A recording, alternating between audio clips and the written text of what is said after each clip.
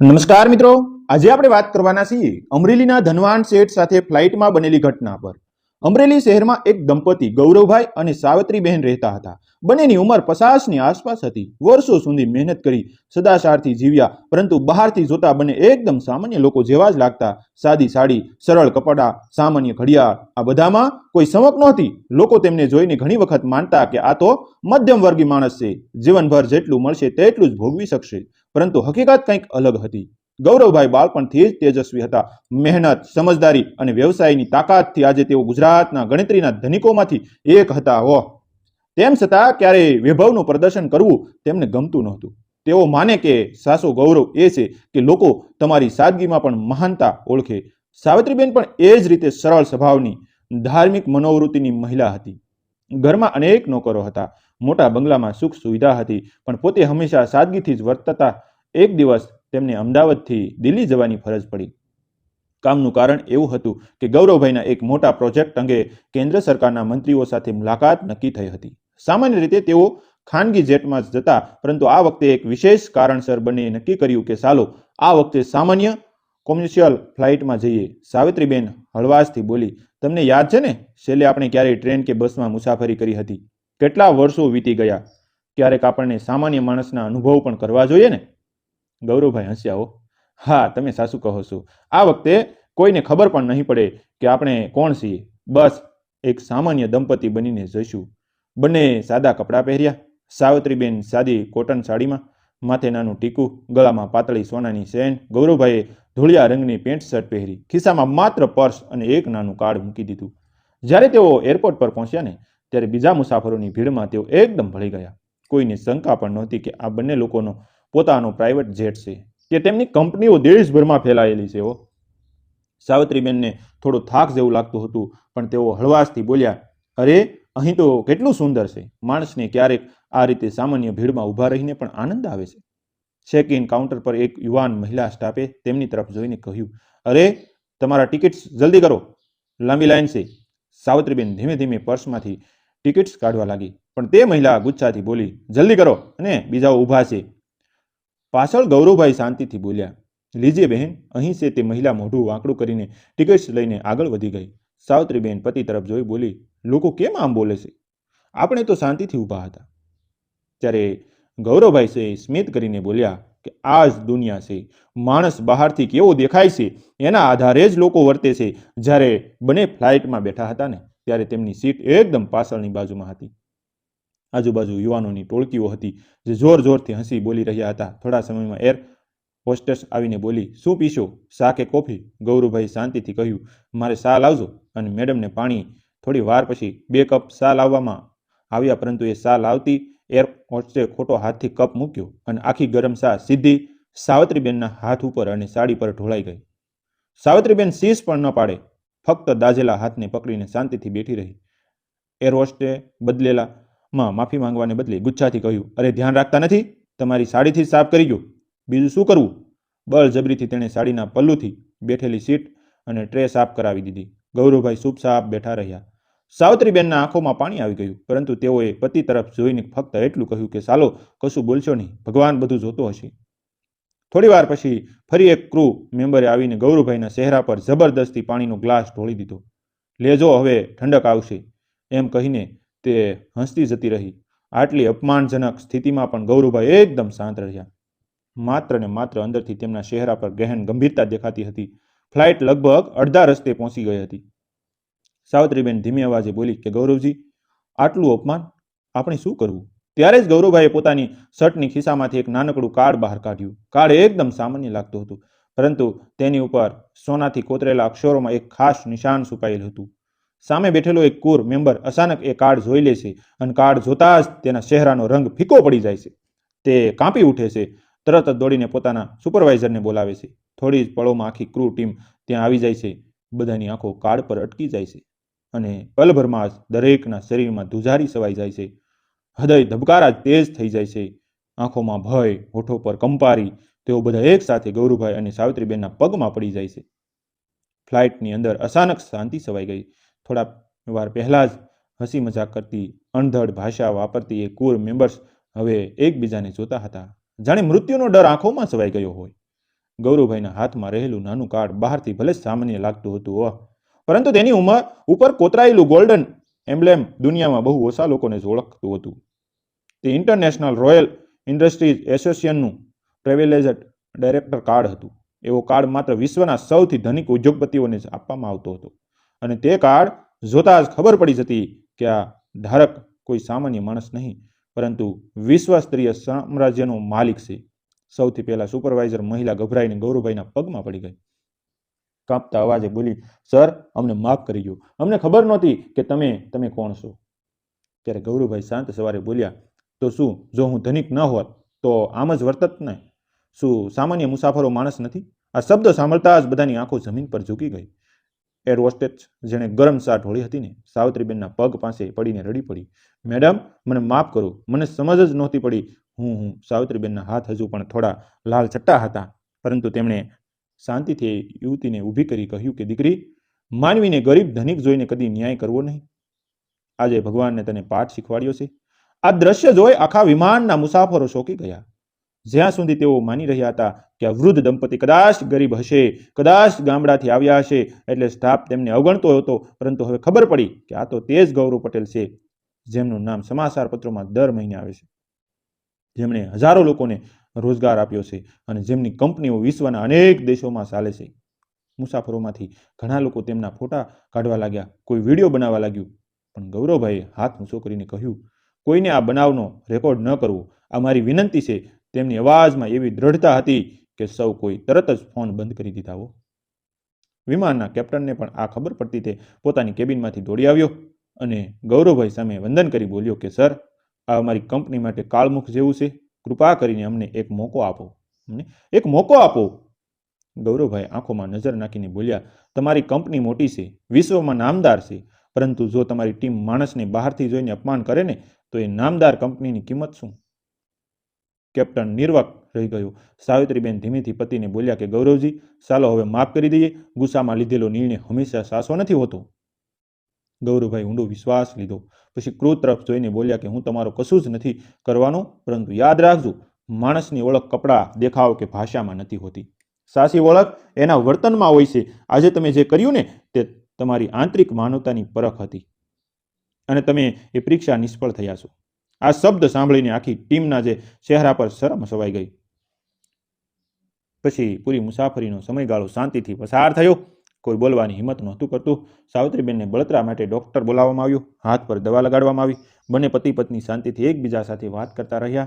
સાવિત્રીબેન બોલ્યા, તમે હંમેશા શાંત કેમ રહો છો? એ ચા પણ ઢોળી, પાણી પણ ફેંક્યું, અપમાન પણ કર્યું, છતાં તમે ગુસ્સે ન થયા? ગૌરવભાઈ હળવા સ્મિત સાથે બોલ્યા, ગુસ્સે થવાથી શું થાય? આપણે ધનિક છીએ એટલે આપણા અવાજની તાકાત છે, પણ વિચારો જે સાચા ગરીબ મુસાફરો હોય છે ને, તેઓ પાસે તો કોઈ અવાજ નથી હોતો. તેમના માટે તો આપણે જ લડવું પડશે. જ્યારે વિમાન દિલ્હી એરપોર્ટ પર ઉતર્યું ને, ત્યારે આખી ક્રૂ ટીમ દંપતીના સામાન લેવા દોડી ગઈ, પરંતુ ગૌરવભાઈએ હાથ ઊંચો કરીને કહ્યું, નહીં, અમને કશું ન જોઈએ, અમે અમારા હાથથી લઈ જઈશું. બહાર નીકળતા પત્રકારોની ભીડ ઊભી હતી. કદાચ મુસાફરોમાંથી કોઈએ સમાચાર લીક કરી દીધા હતા, પણ ગૌરવભાઈએ કઠોર અવાજે કહ્યું કે આજે થયેલી ઘટના સમાચાર નહીં બને. હું નથી ઈચ્છતો કે કોઈની નોકરી જાય. મારું ધ્યેય લોકોને પાઠ શીખવાડવાનું છે, બરબાદ કરવાનું નહીં. પત્રકારો નિષ્ફળ રહી ગયા અને દંપતી શાંતિથી પોતાની કારમાં બેસીને આગળ નીકળી ગયું. એરપોર્ટની બહાર જ ગૌરવભાઈ અને સાવિત્રીબેનની કાર તૈયાર ઊભી હતી. શહેરના ટ્રાફિકમાંથી પસાર થતા તેઓ શાંતિથી બેઠા રહ્યા. સાવિત્રીબેન વારંવાર પતિ તરફ જોઈ બોલ્યા કે ગૌરવજી, મને લાગે છે કે ભગવાને આજે આપણને એક પાઠ આપ્યો. ધનિક હોવા છતાં આપણું અપમાન થયું, તો વિચારો કે સામાન્ય લોકો ગરીબ મુસાફરો સાથે કેટલું થાય છે. ગૌરવભાઈએ માથું હલાવ્યું. હા, સાચું કહ્યું તમે. કદાચ આ ઘટના આપણને કંઈક મોટું કરવા પહેરવા માટે જ બની છે. સાંજે તેઓ સીધા સંસદ ભવન પાસે આવેલા એક વિશાળ ભવનમાં પહોંચ્યા. અહીં તેમની બેઠક ગૃહમંત્રી, ઉદ્યોગ મંત્રી અને પરિવહન મંત્રી સાથે હતી. ગૌરવભાઈનું નામ સાંભળીને જ સૌ અધિકારીઓ સાવધાન થઈ ગયા અને બેઠક શરૂ થઈ. ત્યારે ઉદ્યોગ મંત્રી હસતા બોલ્યા કે ગૌરવજી, આપની કંપની દેશ માટે ગૌરવ સમાન છે. કયા નવા પ્રોજેક્ટની ચર્ચા કરવા આવ્યા છો? ગૌરવભાઈએ શાંતિથી કહ્યું, પ્રોજેક્ટની વાત પછી કરશું, પહેલાં મને આજે થયેલી ઘટના કહેવા દો. અને તેમણે આખી ફ્લાઇટની ઘટના છે એ વિગતે કહી. શા ઢોળાય, પાણી ફેંક્યું, પત્નીને અપમાનિત કરાય, અને પછી કાર્ડ જોઈને બધાનો વર્તાવ બદલાઈ ગયો. મંત્રીઓ ચોંકી ગયા. પરિવહન મંત્રીએ તરત જ ટેબલ પર હાથ મારીને કહ્યું, આ તો અત્યંત શરમજનક છે. મુસાફરો સાથે આવું વર્તન કદી ન થવું જોઈએ. હું તરત જ તપાસના આદેશ આપીશ. પણ ગૌરવભાઈએ ત્યારે હળવેથી અવાજે કહ્યું કે મને તપાસ નહીં જોઈએ, મંત્રીશ્રી, મને બદલાવ જોઈએ. ગૌરવભાઈએ એક ફાઇલ ખોલી. આ મારી યોજના છે. દેશની દરેક એરલાઇન કંપનીમાં ફરજિયાત ટ્રેનિંગ સેશન શરૂ થવું જોઈએ, જેમાં સ્ટાફને શીખવાડવામાં આવે કે મુસાફર ગરીબ હોય કે ધનિક, સામાન્ય હોય કે વિખ્યાત, બધાને એક સરખું માન આપવું જોઈએ. સાથે સાથે દરેક ફ્લાઇટમાં મુસાફરો માટે ફરિયાદ નોંધાવવાની ડિજિટલ વ્યવસ્થા હોવી જોઈએ, જેથી કોઈ પણ અન્યાય તરત જ નોંધાઈ જાય. સૌ મંત્રીઓ એકબીજાને જોઈ રહ્યા હતા. ગૃહમંત્રી બોલ્યા કે ગૌરવજી, તમારો પ્રસ્તાવ તો ક્રાંતિ સમાન છે, પરંતુ આ માટે ભંડોળ જોઈએ, ટ્રેનિંગ સેન્ટર્સ જોઈએ, ટેકનોલોજી જોઈએ. ત્યારે ગૌરવભાઈએ સ્મિત કરીને બોલ્યા, એ માટે જ હું અહીં આવ્યો છું. આ સમગ્ર યોજનાનો ખર્ચ મારી કંપની ઉઠાવશે. સરકારને ફક્ત નીતિ અમલમાં મૂકવાની જરૂર છે. મંત્રીઓ સ્તબ્ધ રહી ગયા. એક ઉદ્યોગપતિ પોતાના નફા માટે નહીં, પરંતુ મુસાફરોની ઇજ્જત માટે કરોડો રૂપિયાનો પ્રોજેક્ટ આપી રહ્યો હતો. બેઠક દરમિયાન સાવિત્રીબેન પ્રથમવાર બોલ્યા. તેમની અવાજમાં માતૃત્વની ગરમી હતી. મંત્રીઓ સાહેબ, આજે મારી સાથે અપમાન થયું, પણ હું તો સહન કરી શકી. પરંતુ જો કોઈ ગરીબ મહિલા સાથે આવું બને ને, તો કદાચ તે રડીને બેસી જશે, કશું કહી પણ નહીં શકે. આપણો દેશ તો એ મહિલાઓનો છે, એ ગરીબ મુસાફરોનો છે. એમને સુરક્ષા અને સન્માન આપવું આપણું કર્તવ્ય છે. તેમના શબ્દોએ આખા રૂમમાં શાંતિ છવાઈ ગઈ. લાંબા વિચાર વિમર્શ પછી મંત્રીઓએ એકમથી યોજના સ્વીકારી. ફરમાન જારી થયું કે દરેક એરલાઇનના કંપનીને મુસાફરો માટે સમાન સન્માનની નીતિ લાગુ કરવી ફરજિયાત છે. સ્ટાફ માટે વિશેષ માનવતા ટ્રેનિંગ શરૂ થશે. ડિજિટલ ફરિયાદ પોર્ટલ શરૂ થશે. આ નિર્ણય સમગ્ર દેશમાં સમાચાર બની ગયો. જ્યારે આ સમાચાર ફ્લાઇટ કંપની સુધી પહોંચ્યા ત્યારે તોફાન મચી ગયું. મેનેજમેન્ટે તરત જ એ ક્રૂ મેમ્બર્સને બોલાવીને પૂછપરછ કરી, પરંતુ ગૌરવભાઈ પહેલેથી જ સ્પષ્ટ કરી દીધું હતું કે કોઈની નોકરી નહીં જવી જોઈએ. કંપનીએ તેમને સખત ચેતવણી આપી અને લાંબી ટ્રેનિંગમાં મોકલી દીધા. આ ઘટના પછી સમગ્ર સ્ટાફમાં એક જ સંદેશો ફેલાઈ ગયો કે મુસાફરો ભગવાન સમાન છે. તેઓ ગરીબ હોય કે ધનિક હોય, આપણા વર્તનથી જ કંપનીનું નામ ઊંચું કે નીચું થાય છે. સમાચાર પત્રો અને ટીવી ચેનલો પર આ ઘટના ધડાધડ પ્રસિદ્ધ થઈ. લોકોએ ગૌરવભાઈ અને સાવિત્રીબેનને વખાણી દીધા. કોઈએ લખ્યું કે સાચા ધનિક એ છે જે પોતાના અપમાનનો બદલો લઈને નહીં, પરંતુ સમાજને સુધારીને આપે. ગામડાના લોકો પણ ગૌરવભાઈને પોતાની પ્રેરણા ગણવા લાગ્યા. યુવાનોને લાગ્યું કે મોટા માણસ બનવું માત્ર પૈસા કમાવાથી નથી, પરંતુ માનવતાથી છે. સાંજ પડે ત્યારે હોટલના રૂમમાં બેસીને સાવિત્રીબેન પતિને બોલ્યા કે ગૌરવજી, મને લાગતું કે એ કાળ તમારું ગૌરવ છે, પરંતુ આજે સમજાયું કે તમારું સાસુ ગૌરવ તો તમારું હૃદય છે. ગૌરવભાઈ હળવે સ્મિત કરી બોલ્યા, સાસુ ગૌરવ ક્યારેય કાર્ડમાં નહીં હોય, ન પૈસામાં હશે. સાસુ ગૌરવ તો એ છે કે જ્યારે કોઈ ગરીબ માણસ આપણને આશીર્વાદ આપે ને. દિલ્હી બેઠક બાદ ગૌરવભાઈ અને સાવિત્રીબેન હોટેલમાં આરામ કરી રહ્યા હતા. સમાચાર ચેનલોમાં તેમના વખાણ ગાજી રહ્યા હતા. પરંતુ આ સફળતાની વચ્ચે એક અચાનક ખતરો ઊભો થયો. ગૌરવભાઈના જૂના વ્યવસાયિક પ્રતિસ્પર્ધીએ રાજદીપ શેઠ, જેને હંમેશા ગૌરવભાઈની સાદગી ન ગમતી, તે આ ઘટનાનો વિરોધ કરવા ઊભો થયો. સમાચાર પત્રોમાં એણે નિવેદન આપ્યું કે આ બધું માત્ર પબ્લિસિટી સ્ટન્ટ છે. ગૌરવ પટેલ લોકપ્રિય થવા માટે આ બધું કરે છે. સમાજમાં થોડીક ચર્ચા શરૂ થઈ. કેટલાક લોકો વિચારવા લાગ્યા કે કદાચ ગૌરવભાઈએ સાચે જ આ ઘટનાનો ઉપયોગ પોતાના પ્રભાવ માટે કર્યો હશે. આ વાત સાંભળી સાવિત્રીબેન ચિંતામાં પડી ગયા.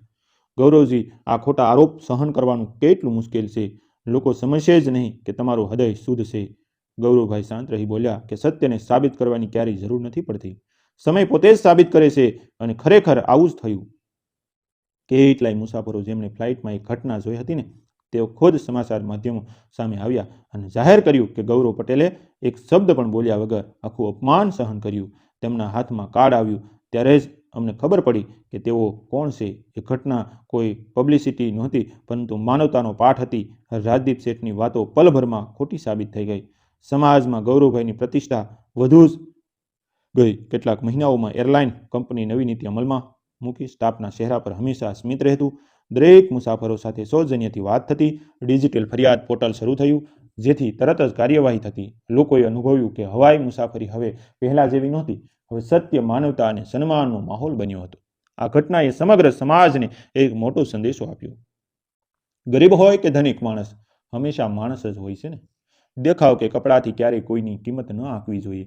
સાચી મહાનતા એ છે કે જ્યારે તમારી પાસે શક્તિ હોય છતાં તમે ક્ષમા અને દયા પસંદ કરો. શાળાઓમાં આ ઘટના ઉદાહરણ રૂપે બાળકોને શીખવવામાં આવવા લાગી. સાચા ગૌરવની ઓળખ નામથી અનેક લેખો અને પુસ્તકો લખાયા. એક સાંજે અમરેલીમાં પોતાના બંગલાની છત પર બેસીને સાવિત્રીબેન આકાશ તરફ જોઈ રહ્યા હતા. તારાઓ ઝળહળતા હતા. તેમણે ધીમેથી પતિને કહ્યું કે ગૌરવજી, તમને ખબર છે, એ દિવસે જ્યારે તમે એ કાર્ડ બતાવ્યું ત્યારે મને લાગ્યું કે આ જ તમારું ગૌરવ છે, પણ આજે સમજાયું કે તમારું સાચું ગૌરવ તો તમારું હૃદય છે, તમારો સંકલ્પ છે, તમારો માનવતાનો પાઠ છે. ગૌરવભાઈએ સ્મિત કરીને પત્નીનો હાથ પકડી લીધો. કાર્ડ તો ફક્ત કાગળ છે. સાચું ગૌરવ તો એ છે કે કોઈ ગરીબ માણસ આપણા માટે પ્રાર્થના કરે, કોઈ અજાણ્યો આપણને આશીર્વાદ આપે, એ જ તમારું ધન છે. બંનેની આંખોમાં આંસુ આવી ગયા. પણ તે આંસુ દુઃખના નહોતા, એ તો આનંદના હતા, સંતોષના હતા. ગૌરવ અને સાવિત્રીબેનની વાર્તા આપણને શીખવે છે કે ધનિકતા પૈસાથી નહીં, પરંતુ હૃદયની ઊંચાઈથી મપાય છે. સાચું ગૌરવ કાર્ડમાં કે પદમાં નથી, પરંતુ દયા, ક્ષમા અને માનવતામાં છે. મિત્રો, તમને જણાવી દઈએ કે આ વાર્તા જે છે એ કાલ્પનિક છે અને તેમાં આવતા પાત્રો પણ કાલ્પનિક છે. મિત્રો, આવા જ નવા જીવન ઉપયોગી મજેદાર વિડીયો જોવા માટે અમારી ચેનલ સાથે બની રહેજો. Channel subscribe